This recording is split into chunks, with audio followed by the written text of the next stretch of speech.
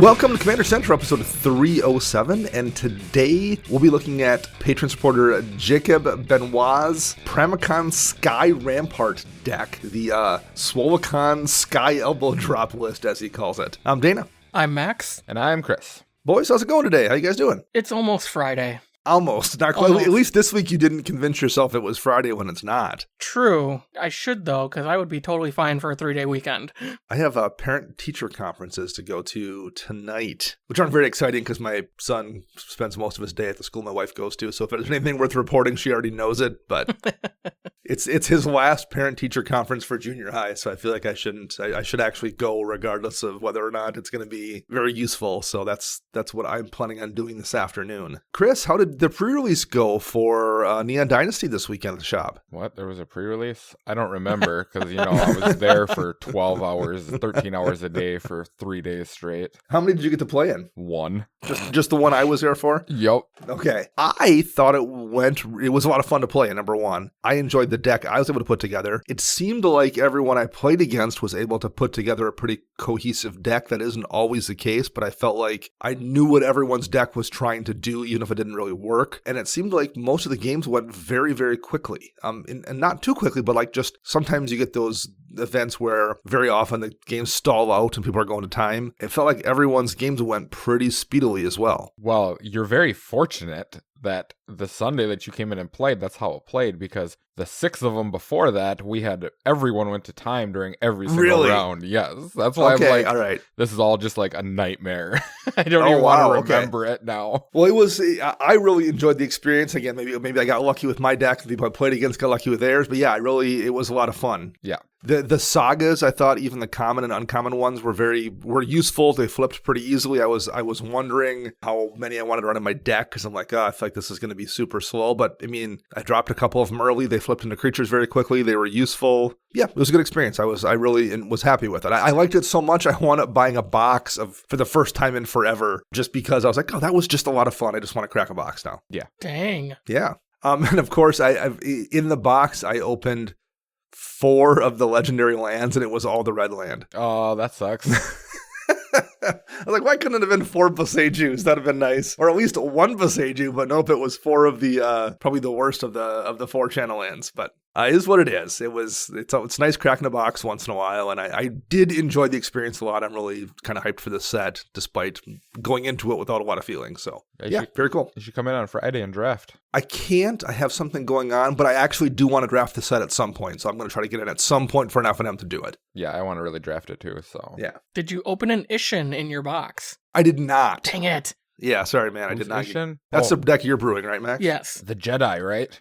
Yeah, I literally Max, need 2 cards from Kamigawa for that deck. Nice. And it's Ishin and the land, the reliquary, roadside reliquary. I got both of those, Max. Well, I only have 1 roadside, but I did pull an Ishin out of my prize pack, so. Problem solved, Max. Awesome. Thanks, Chris. You're welcome. Well, since we're talking about Kamigawa, but we did get Stranger Things cards that also came out last week. Did either of you two order these Stranger Things Secret Lair, or is it just me? You can't see this, but my hand is raised, so I ordered one. Okay, all right. How badly cupped are your cards, Mac? I made the mistake of not perfect fitting them until day 2, and so they weren't bad on day 2, but now they look like Pringles. Okay. And I got the foiled version. So. I did as well. I ripped mine open right away and threw them in perfect sleeves, perfect fits, and they're looking pretty good. I'm looking at them right now. They're looking pretty good so far. I don't really know what I'm going to do with them necessarily, but I just wanted to get them, so I've got them here if I want to build a deck or not. But yeah, that showed up as well. So it was a busy week of getting new stuff for me, at least. Yeah, same here. I got my auction win from Ryan over at CCO Podcast. That came in the mail yesterday. My Ophiomancer from the Commander Collection Black that he did the extended art on. That looked really good. It's beautiful. And he also included the token from it too for me. Oh, what a champ. Ryan's good people. Yeah. It reminds me, I despite having my Vela deck finished, I have, I think, 2 cards I'm adding from Neon Dynasty. So I'm like, well, I guess I need to hit him up for some altars here at some point. It never ends. All right, so let's just kind of jump into the main show topic here. We're looking at patron supporter Jacob Benoit's Pramikon deck, and this was super cool. Usually we talk about it at the end, but Pramikon Voltron. So for those that don't remember what Pramikon does, it's Jeskai colors, just 3 to cast for a 1/5 legendary wall. It has flying and defender. When it ETBs, you choose left or right, and each player may attack only the nearest opponent in the chosen direction, and planeswalkers controlled by that opponent. So you can't just attack anyone free for all. You attack either left or right, depending on who the Pramikon player selects, and that's it. Clockwise or counterclockwise, basically. And this is a Pramikon Voltron deck, which requires you to kill someone with a 1/5 that can't natively attack. That's fantastic. So we send out a little questionnaire, and Max, why don't you tell us what Jacob says here about his deck? Yeah, so Jacob said he was challenged to build this because a friend said I couldn't do it, so I went home that night and built this within 45 minutes with just cards I have. He says his meta is pretty relaxed.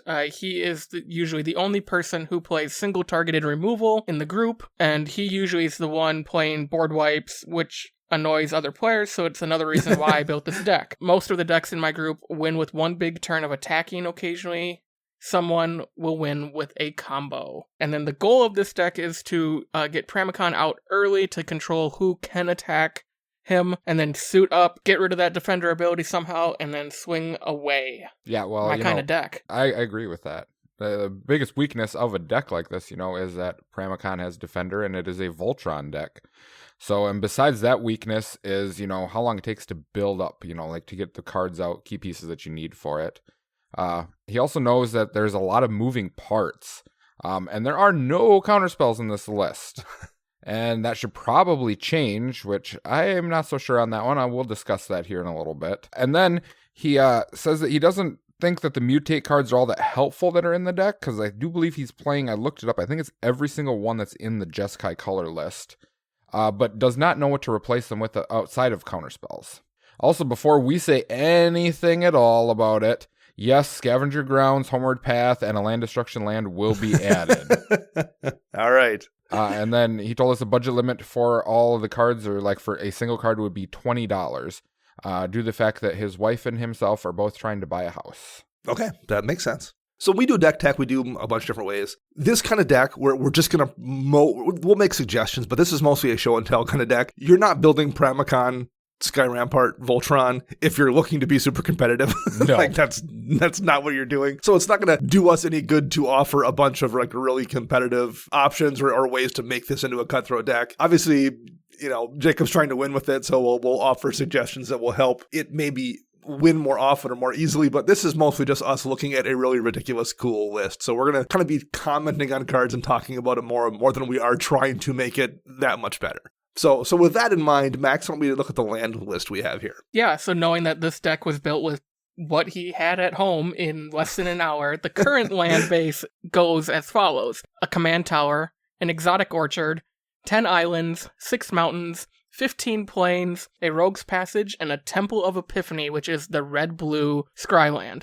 Seems good. So really, this is very much like, okay, what do I got in the box? Bunch of these, bunch of these, bunch of these. And the reality is, in a 3-color deck, and there's not a lot of super expensive casting costs here. Like most of the things looking at it, there's no double of any one pip, really. There's a couple cards, but that's it. So you're probably okay with this mana base most of the time, I would guess. Oh, for sure. Like you said, we don't want to offer too highly competitive suggestions, but there are probably some quick swaps.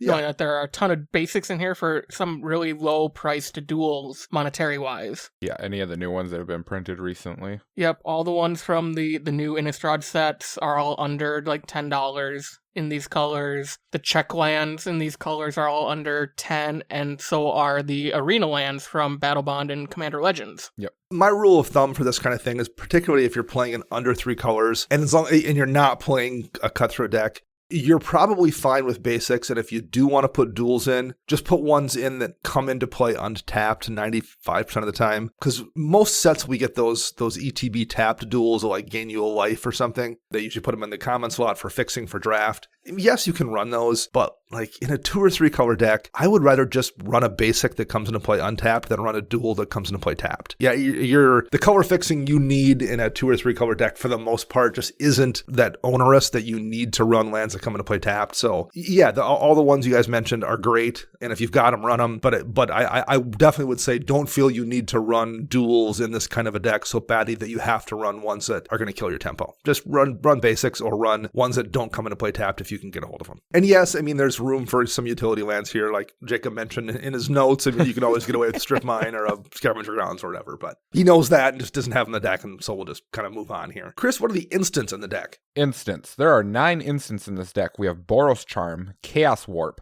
Dance of the Skywise, which is a 2-mana blue instant that reads, until end of turn, target creature you control becomes a blue dragon illusion with base power and toughness 4/4, loses all abilities and gains flying.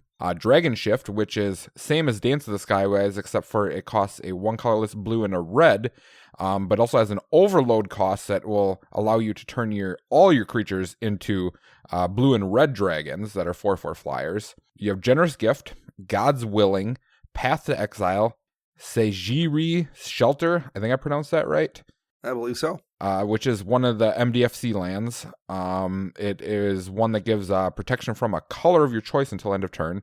And then Valorous Stance. Okay, so a couple things. Sejiri Shelter and God's Willing I want to talk about briefly. God's Willing is a single white for an instant. Shelter is 1 and a white. Do a very similar thing. God's Willing says target creature you control gains protection from the color of your choice until end of turn, and you scry 1. Yep. Shelter, target creature you control gains protection of the color of your choice until end of turn, and it can be a land. So the function of both of those actually is kind of neat in this deck. It does 2 things. They kind of function as counterspells. When someone goes to destroy your Pramikon or whatever, it gives you an option just to give a protection from whatever that removal spell is. So there's no true counterspells here, but like those can work that way. Additionally, they give you a way to punch through if someone has whatever blocker they have out. It gives you a way to give your creature protection from that color and let you swing through with Pramikon as well. Yes. They're not cards I necessarily like in general, but they totally make sense here because they're doing double duty. You need to be able to swing through with that Pramikon and you need to protect it.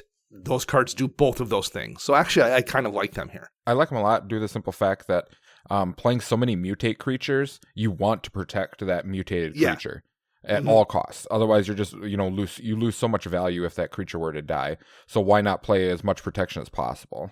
Exactly.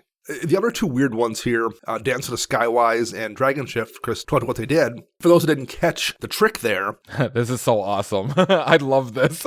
Because Pramikon has Defender, Dragon Shift and Dance of the Skywise remove the abilities, lose all abilities from the creature. Yep. But they gain flying too. So number 1, you remove Defender. Number 2, the creature maintains its evasion. And it's a buff. Dragon Shift makes the creature into a 4/4. Dance of the Skywise makes it into a 4/4 as well. So you're kind of simultaneously letting your creature attack and giant growthing it because it's going to go from a 1/5 to a 4/4. Yep. The cool thing about that too is like they may lose all abilities, but any equipment or anything that's on it then gets stapled on top of it. So I love that portion. Like when I was reading through this deck list, I was like, so how are we going to get rid of Defender? Because I know there's only a few in these colors. And then I saw that and I'm like, that is a genius idea. So I actually looked up a few more of those that could go in here. Granted, they're not very good compared to those, but you do have a Gift of Tusks, which is a 1 blue instant, which turns it into a 3/3. It doesn't get the evasion. But then you have a couple of them like Turn to Frog, Humble, and Avenize, I think is how you pronounce it. The one that turns into a sheep from Back in Time Spiral? It's not a sheep. It just says target creature loses all abilities and becomes 0/1. Is there a sheep in the art or something? I can picture it. Yes, there's a sheep in the art. Okay, that's there we what go. It is. Right. Yep. And Humble does the same thing where it's 0/1, whereas Turn to Frog is a 1/1. It loses abilities, but you're not gaining that extra buff. So it's something to think about if you want to play that route. Then with all the equipment or enchantments or anything that you have on it, you'd still get the bonuses, but you're just taking away Defender. So it's something to think about as well. Yeah, I definitely like those 2 a lot. I looked at those other ones as well. The fact that Dance of the Skywise and Dragon Shift grant evasion and buff the creatures is so useful. So, for sure. I looked, and there's other ones that turn them into stuff like this, but it doesn't actually lose abilities. It seems like the newer cards are like, no, I think we might have screwed up. We're not going to make them lose abilities. We'll just let them keep the abilities, but actually transform. So a couple of cards here that I'm going to throw out that might work depending on the deck's makeup. There's a couple of instants in red. I say a couple, there's 4 technically that do the same thing, more or less. There's Fatal Frenzy, there's Overblaze, there's Rush of Blood, and the best one is Unleash Fury. And they're all some variant on doubling a creature's power. Mm-hmm. Where that's useful in this kind of deck is you're trying to Voltron somebody. So yeah, if it's a 1/5, it doesn't do you much good to turn it into a 2/5 for the damage it deals. But there's a lot of things in here that you're using for buffs, whether they're the kind of Colossal Hammer effects or, Lockstone Warhammer. There's a handful of equipment that do things like that. Being able to double your creature's power when you've already buffed it up to an 8 or something with those equipment is really, really useful. I don't know if this deck wants to run all 4 of those, but Unleash Fury in particular is super efficient. It's only 2 mana to cast. I would at least take a look at those. They are a way to turn what's a big hit into a lethal hit on somebody if the deck's built the right way. So those are ones I would kind of consider for this deck. I think they work really, really well, and they make this kind of Voltron thing work a lot better. Another instant I want to talk about quickly is Mercadia's Downfall. It's an instant that says attacking creatures get +X/+O till end of turn, where X is number of non-basic lands defending player controls. I mean, pretty often it's a 3 mana instant speed. Creatures get, +5/+O or +6/+O or more, depending on how late in the game it is and how many non-basics your opponents run. It's maybe a meta call, but it's one I would look at here for buffing up your Voltron creature as well. And I think you had a couple of things here, didn't you, Max? I think there should be counterspells in this deck. Yeah, probably.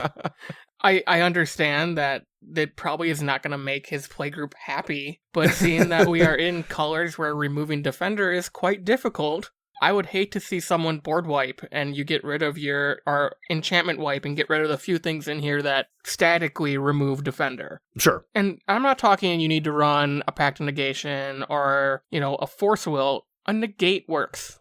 Heck, cancel will be fine. Oh, no, you didn't. Especially if this is stuff he probably has at home. Like, sure. You probably have a negate. Arcane Denial is perfectly great. Yeah. Delay. Yeah, I agree. A little bit of ways to protect yourself. You don't need like a dozen counter spells, but a couple probably isn't a bad idea. No, I would probably go more of the negate route than anything. Something that counters non-creature spells over anything, or something that counters just a spell in general. Don't focus on creatures. Like, I wouldn't even worry about creatures, because Pramikon locks your opponents from actually having to, being able to attack. You're only going to get attacked by 1. So, I mean, I would probably go that route with it. Let's take a look at the sorcery speed spells in this deck. There's 12 here total. There's 2 board wipes, Blasphemous Act, which everyone knows, and Divine Reckoning. That's 2 white. Each player chooses a creature he or she controls, and you destroy the rest, and it has flashback, so probably going to be keeping your Pramikon and blowing up everything else. In this deck, that's a really solid board wipe, I think, for sure.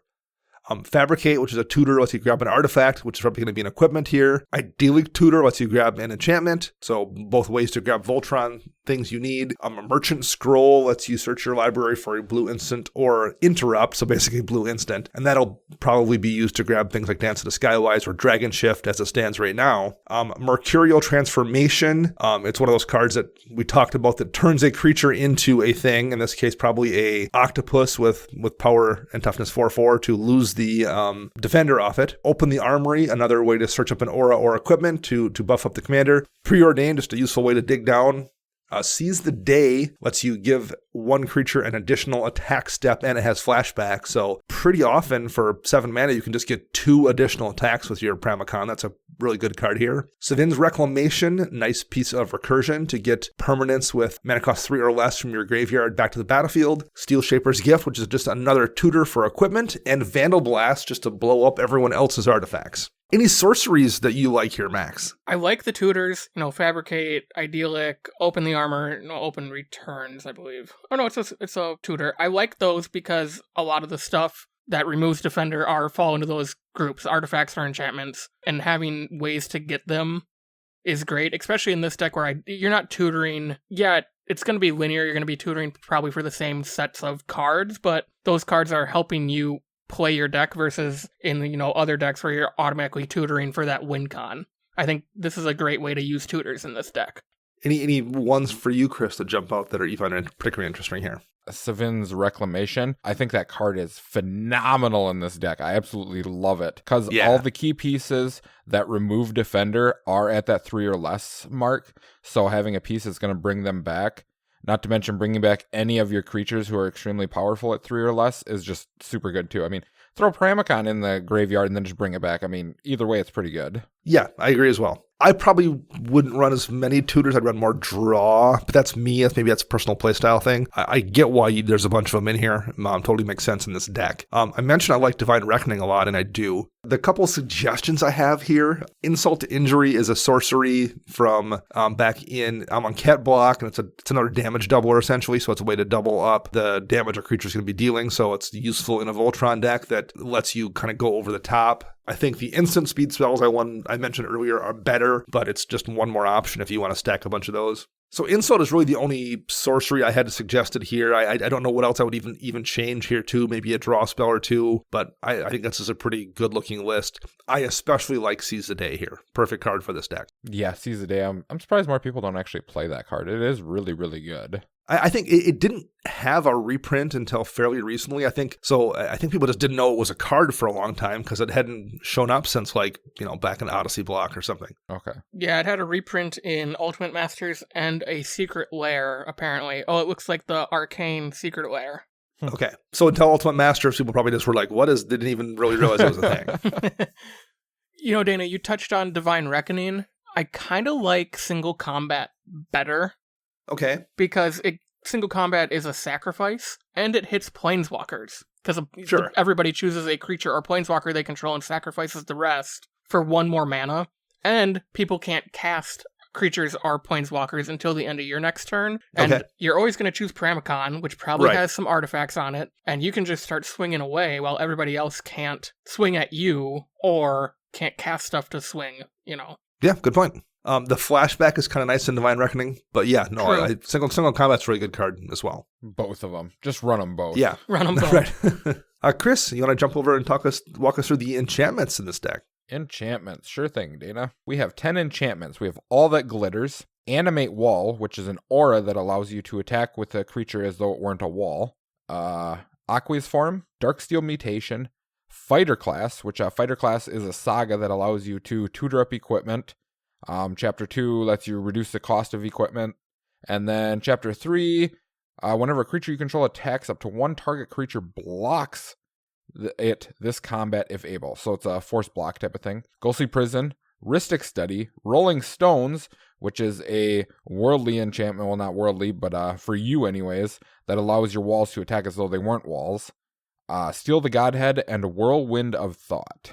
I particularly like or at least at the very least find amusing Rolling Stone and Animate Wall in this deck. That's just awesome to see those cards that nobody runs anywhere at all show up here and actually be useful as a way to turn those walls into attacking creatures. The greatest part is when you look at this deck list overall, we haven't discussed the creatures.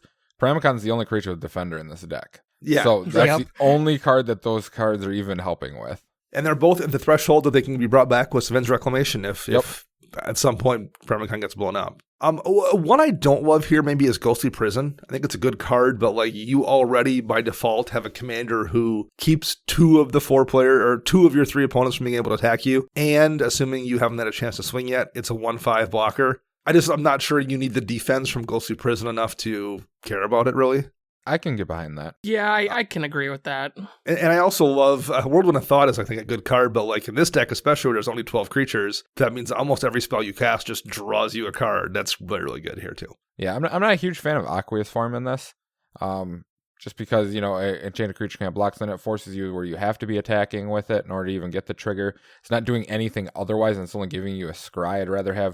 If I'm going to have something like this, I'd rather have something that's going to give me card draw or a buff of some sort rather than just unblockable. Yeah, and also the same thing as well. Your commander already has evasion of some sort, already has flying. There's going to be times when you need the Aqueous Form, but there's also going to be times where the unblockable thing doesn't even matter. Yes. Because a person's just doesn't have any flyers out that you've chosen to attack, and so it becomes redundant there as well. Yeah, it's fine, but I don't think I would run it either. There is one enchantment that I think could be added, and quite honestly should be added to this deck. I bet you it's on all of our lists too. Is it High Alert? Oh, it's definitely High Alert. So High Alert is an enchantment from Ravnica Allegiance for 1 white/blue. Each creature you control assigns combat damage equal to its toughness rather than its power, which might benefit you since Pramikon has a big butt, and if the equipment you put on is just going to make that butt bigger. It also reads, creatures you control can attack as though they didn't have Defender. Even better. And then you can pay 2 in Azorius for the ability to untap target creature. Yep. Which people forget about, too. That's the kind of thing where, like, you drop this, it makes your commander be able to swing, it makes your commander hit even harder, and then pass a turn, and someone's like, well, I'm swinging back at you. Like, I'm going to untap my commander and block. And they lose their creature then. Like, it's just a perfect card for this deck, and it absolutely should be in here. Yeah, I relate it to, it is Assault Formation in Azorius. Yeah. For sure. Yeah, that would be, I mean, I love seeing Animate Wall and Rolling Stones in here, but that's better than both of them. Yep. I mean, this could be the swap for Ghostly Prison.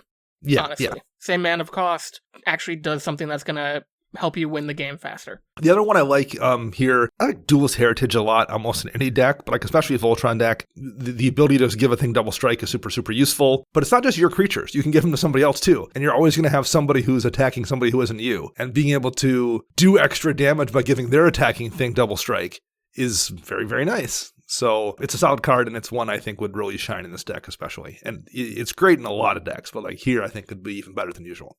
Yep. I think that if you keep tally of how many opponents you have defeated in a game, you should get at least half of a tally for that kill because you're the one giving double strike. So I think that's how that should work.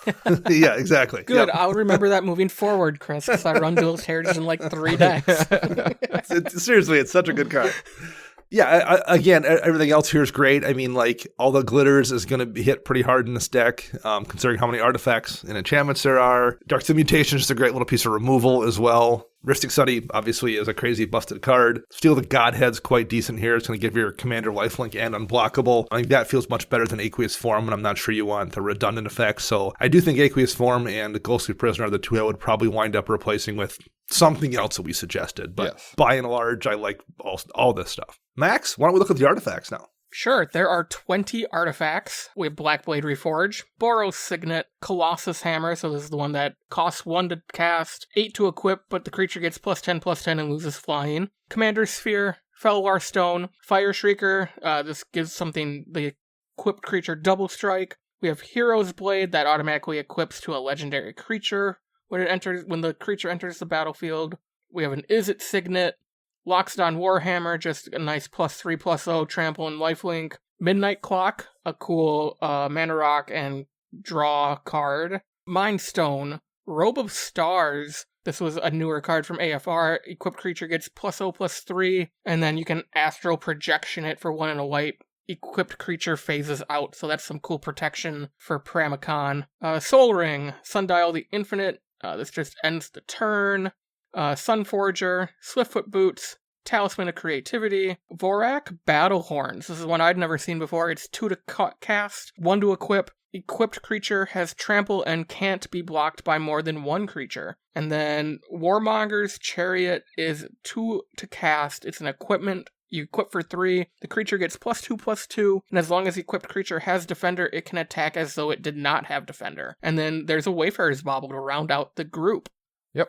So a lot of rocks and a lot of ways to buff stuff basically here. Yeah. For sure. Anything you guys particularly didn't like or don't think is quite enough to make the cut here? I mean, seeing that these are all cards he had, I think this is great. Yes, yeah, agreed. This is probably what I could easily turn around into the mountain of product behind me in my basement and probably pull most of these cards except for anything printed from like AFR forward. But there's a couple I would replace, I think, if I would feel great grabbing all of these and putting them in a deck and just messing around. But then like a month later when I wanted to tweak it a little bit, this is probably where a couple of these would come out, I think. Yeah, I'm not a huge fan of anything. I mean, haste seems important, but we also have to realize Defender is a huge play here, so... Right. That was when I was originally thinking of, like, find stuff that gives haste. I'm like, oh, but if we can't get rid of Defender, haste does nothing. Correct. Yeah, Warmonger's Chariot's really nice. It's not like that impressive on equipment, but in this deck, because it is one more way to remove Defender in addition to giving a buff, I mean, that I feel like has to stay. That's great. I don't necessarily love Hero's Blade. It's a fine card. 2 mana to give a creature +3/+2, and you can attach it to the creature when the creature ETBs after Hero's Blade does. But if it doesn't, it costs 4 to attach, and if you don't happen to have something out that lets you cheat that, that's not nothing. That's a decent amount of mana to attach just to give a buff of 3. So that's one I don't know if I necessarily think is good enough to run here. No, I agree with you on that. I was trying to find a good replacement for it, but for the overall mana value of it, there really isn't a whole lot that can direct replace it. Yeah, no, I'm with you there. Like nothing, particularly, or nothing costs an amount of money that's reasonable. Like there are a lot of good swords out there, but they're also pretty expensive physically. Versus this is a very, very cheap card. Yeah, a lot of the swords you have to be careful with too, because you don't want any of the protection from blue swords. Right. Because any of the spells that target it to like Dragon Shift or Dance, and you have a protection from blue sword on, you're like, uh-oh. Or if it's protection from white, then you can't cast, like Valor Stance or any of that stuff to give it indestructible. So exactly.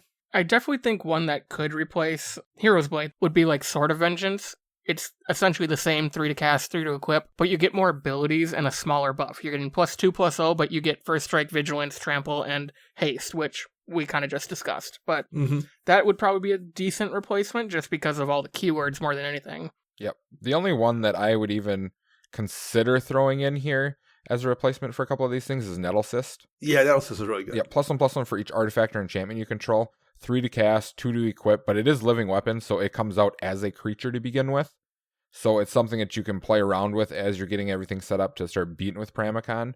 So, I mean, it's worth it to have something just sitting there as, like, well, I'll start chip damage in right here and there. The one I think that should be added is Assault Suit. This is 4 mana to cast and 3 to equip. Equipped creature gets +2/+2, has haste, and can't attack you or a planeswalker you control, and can't be sacrificed. But then, at the beginning of each opponent's upkeep, you may have that player gain control of equipped creature until end of turn if you do untap it. So this is a cool political card where you already have Pramikon out, you put this on Pramikon, let's say you chose left. Well, give it to the person that can't attack you and say, hey, kill the person that you have to attack with my commander, because it's all the same commander damage. So it's just faster way to rack up commander damage with Pramikon. And also, it's a May. You don't have to give it to the person that attacks you, or when it comes down to 1v1, you don't have to give it away at all. Now you just have a 3/7 Pramikon at your helm that can't be sacrificed, so if they do play some edict effect, you can't sacrifice it. Yep. Not bad. A couple things I might throw out there. Maybe it's like this is like a flavor to taste, season to taste kind of situation. I think Conqueror's Flail is a very solid card. It's 2 mana, equip 2 for equipment. Equipped creature gets +1/+1 for each color among permanents you control. So right there, because of Pramikon, it's going to give your commander +3/+3. That's not bad for 2 and 2. And it also has as long as it's attached, your opponents can't cast spells during your turn. Also very, very good. It's also a $20 card, so if you happen to have one lying around, use it. But like, it hasn't had a reprint since that first commander deck it was in I think 2015. So it's also gotten pricey. It's safer than the swords, though, I think, and it's a card I will protect your commander during combat a lot too. It's one that I do like and think if you have access to one or can get one, it's probably worth the money. And speaking of flails, there's a budget flail that's pretty good too, Inquisitor's Flail. And it just says if a equipped creature would deal combat damage, it deals double that damage instead. And if another creature deals combat damage to it, it deals double that damage. So you don't want to block with the creature wearing it, but it's a way to deal double damage when you're playing with Pramikon. And what's especially nice about it is that stacks with a double strike kind of effect. So if you're going to use your Boros Charm or your Duelist Heritage or whatever to give your creature double strike, this doubles the double strike damage. It's like, if you throw 4 instances of double strike onto a creature, it doesn't matter. It's just double strike and that's it. This does stack with double strike effects. So that's one of the reasons I liked the kind of Unleash Fury kind of effects I suggested, because those stack with double strike, and so does Inquisitor's Flail. And that one's 50 cents. Like, that's a really cheap one if you happen to have lying around, or is easy to throw in along with something like Nettle Cyst. That's also very, very cheap. So yeah, those were the big ones among equipment I wanted to talk about. Blackblade Reforged, I'm just constantly shocked that card is still a $1-ish. I guess it's had a few printings, but it's just so strong in a deck like this. It's just strong in any deck in general. Yeah, for sure. Yeah, right. Yeah, like Max is not even playing like any kind of an equipment sub theme in his Dromoka deck, and he runs Blackblade Reforged because it just kills people. It's like the best equipment for very little money. Okay, any final thoughts on artifacts before we move on here? No, I like them. There's a lot more you could do with it, but definitely understand budget constraints and wanting to keep this more of a friendly deck to play in a pod.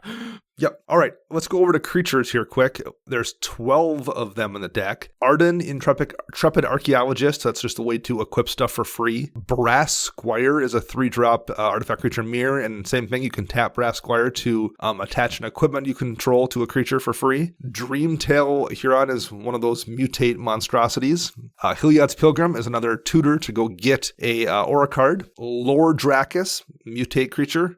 Same with Pouncing Shore Shark. Pure Steel Paladin, creature that lets you attach equipment for free. A mutate creature in Sea Dasher Octopus. Sun Titan, obviously just a giant recursion engine. A Vadrock Apex of Thunder, a really good mutate creature, and when it mutates, you can cast target non-creature card with converted mana cost 3 or less from your graveyard without paying its mana cost, so mutate beast, and it gives you some recursion. Vulpagateer, a mutate creature again, and a Wakestone Gargoyle that has an ability to remove defender from a creature. So we're looking at basically 3 things here. Creatures that let your defender commander attack, mutate stack stuff, and ways to attach equipment for free. Yeah, it's very solid.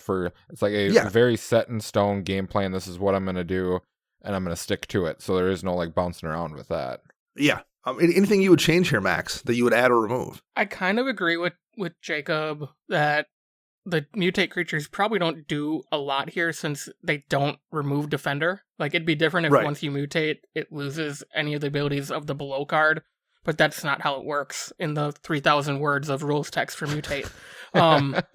So I definitely think these could be removed and either, so that there's 5, 1, 2, 3, 4, I think there's 5 mutate creatures in here, maybe 6. I wouldn't want to go to 6 creatures in this deck, including Pramikon, so 7. I would like to split that up and say, okay, take 3 of them out and find just 3 good flyers in Jeskai, because worst case scenario, you can keep Pramikon out and suit up something else.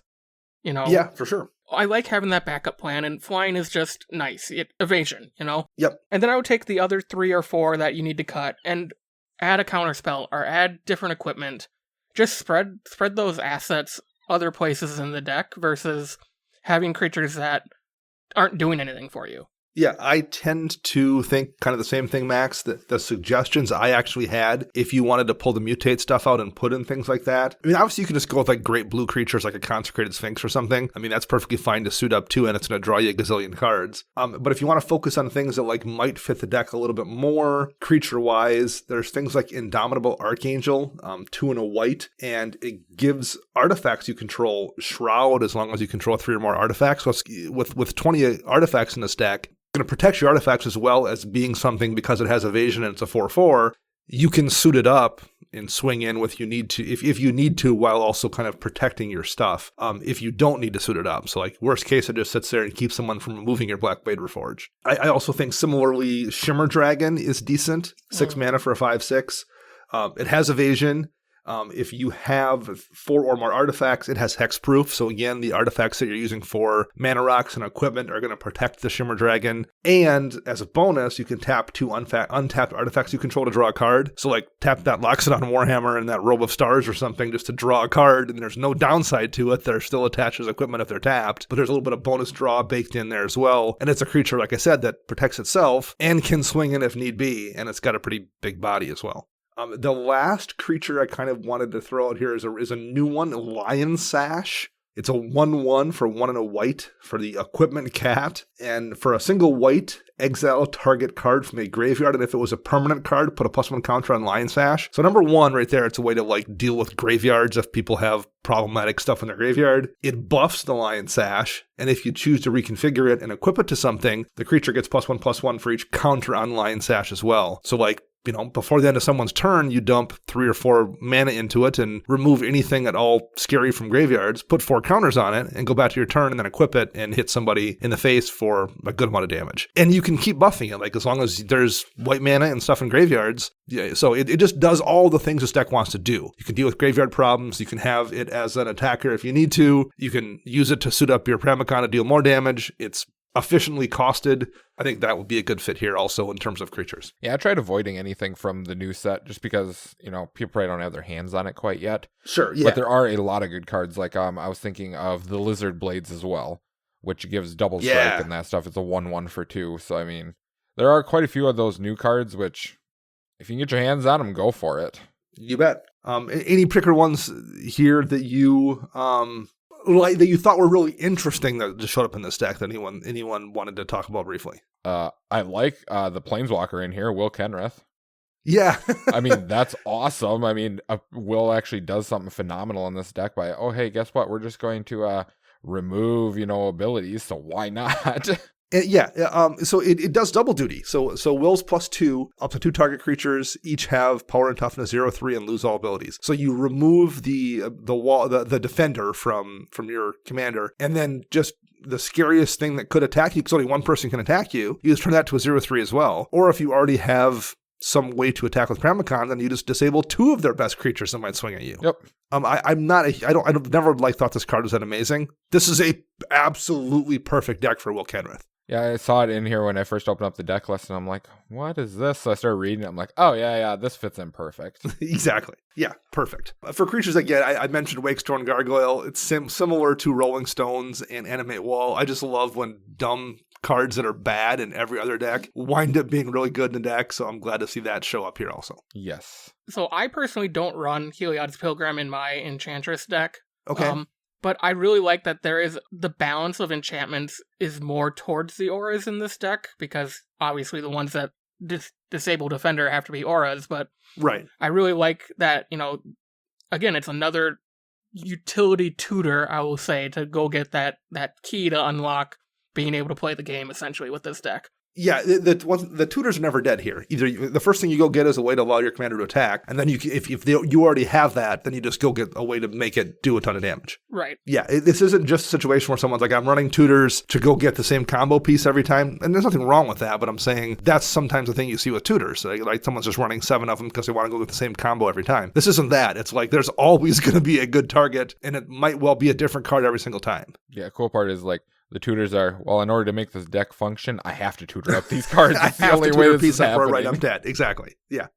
All right. I think that's going to wrap up episode 307. Thank you very much, Jacob, for sharing that deck with us. This is amazing. This is the kind of thing I love to see and talk about. Just something super oddball that I've never seen anyone else run. So great deck. Thank you for supporting us, and thanks for sharing it with us. You can find me on the Twitter birds at Dana Roach. You can find Max at CMDRCentral_Max, and you can find Chris at WiseSquishy1. Our show is edited by Rafael Garcia. You can find them on the Twitter birds at Ursa Bearwalker. And our podcast theme is Retro Future Dirty by Kevin MacLeod, licensed via Creative Commons. We will be back next week with a new show. Until then, I am Dana. I'm Max. And I'm Chris.